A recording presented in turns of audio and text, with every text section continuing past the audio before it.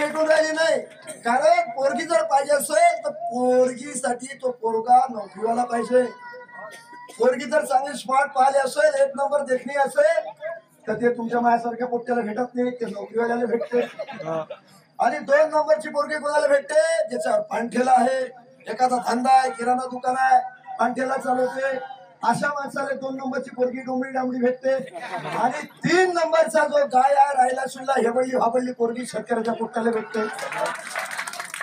म्हणजे शेतकऱ्याच्या पोराचं काही खरं राहिलं नाही. मध्ये येणारं जन्माला येणारं जे लेकरू आहे ते हेंबळ हांबळच निघत राहते.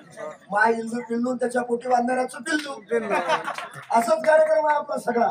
म्हणून जरा तुम्ही आश्चर्य वाटलं की ज्या ठिकाणी अजितदादाचा लाडक्या बहिणीचा कार्यक्रम होतो त्याच ठिकाणचे आमदार इतके अपशब्दांमध्ये महिलांकडे बघण्याचा त्यांचा दृष्टिकोन आहे.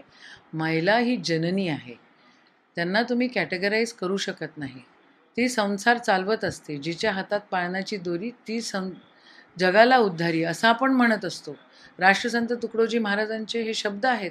तुम्ही जिथं महिलांच्या मतांसाठी तुम्ही जीवाचं रान करून राहिले तिथं अशा प्रकारे कॅटेगराईज करून तुम्ही महिला जननीचा आपला अपमान करून राहिले, म्हणजे तुमची मानसिकता काय आहे हे समजतं आहे. महिला काय उपभोगायचं साधन आहे का? अशा प्रकारे तुम्ही कॅटेगराईज कसे करू शकतात? तुमची मानसिकता इथे दर्शवते आहेत.